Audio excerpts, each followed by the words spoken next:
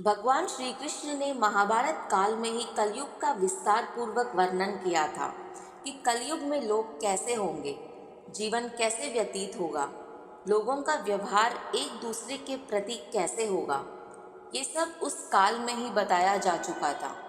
यहाँ हम प्रस्तुत करेंगे भगवान कृष्ण द्वारा कलयुग के बारे में बताए गए 5 कड़वी बातें जो आज 100% सच हो रहे हैं। महाभारत काल में पांचों पांडवों के मन में कलयुग के बारे में जानने की जिज्ञासा थी।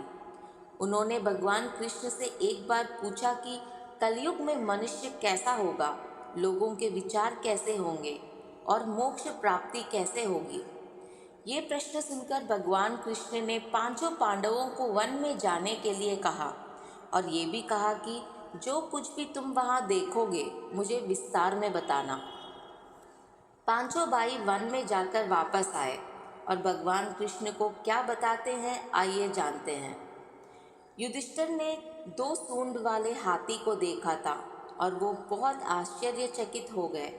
जब उन्होंने भगवान श्री कृष्ण को इस दृश्य के बारे में बताया तो भगवान ने उत्तर दिया कि कलयुग में ऐसे लोग राज्य करेंगे जो बोलेंगे कुछ और करेंगे कुछ और।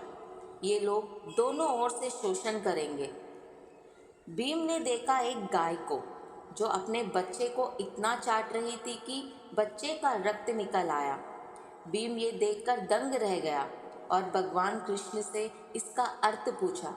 कृष्ण ने बताया कि कलयुग का मनुष्य अपने बच्चों से इतना आसक्त होगा कि ऐसी ममता के कारण बच्चों का विकास ही रुक जाएगा।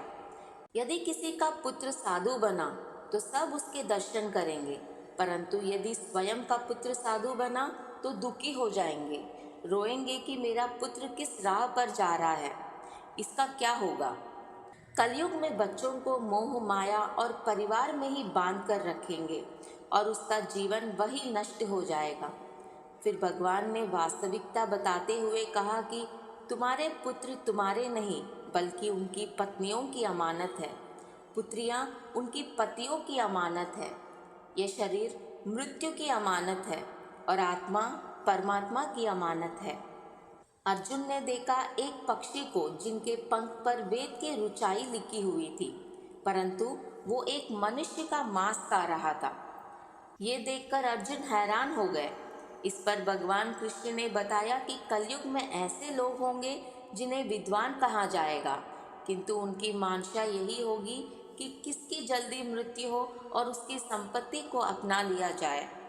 व्यक्ति का हौदा चाहे कितना भी बड़ा होगा, परंतु उसकी दृष्टि दूसरों की संपत्ति पर ही रहेगी। ऐसे लोग बहुत होंगे जो दूसरों के धन को छीनने को आतुर होंगे। वास्तविक संत तो कोई कोई ही होगा। नकुल ने देखा कि एक भारी चट्टान पर्वत से गिरी और बड़े से बड़े वृक्ष भी उसे रोक नहीं पाए, परंतु एक छोटे से पौधे से टकरा कर वो चट्टान वहीं रुक गया। इसका अर्थ बताते हुए कृष्ण ने कहा कि कलयुग में मनुष्य की बुद्धि क्षीण होगी, उसका जीवन पतन होगा और इस पतन को धन या सत्ता के वृक्ष रोकने में सक्षम नहीं होंगे, किंतु हरि कीर्तन से मनुष्य की बुद्धि प्रबल होगी। सहदेव ने वन में अनेकों कुएं देखे, जिनमें से केवल बीच का कुआं खाली था जो कि सबसे गहरा था। कृष्ण ने इसका अर्थ बताते हुए कहा कि कलयुग में धनी व्यक्ति अपने शौक के लिए विवाह में उत्सवों में बहुत धन खर्च करेगा। कृष्ण ने इसका अर्थ बताते हुए कहा कि कलयुग में धनी व्यक्ति अपने शौक के लिए पुत्री विवाह में उत्सवों में बहुत धन खर्च करेंगे, परंतु यदि किसी भूखे को देखेंगे तो उसकी सहायता करने में किसी को कोई रुचि नहीं होगी।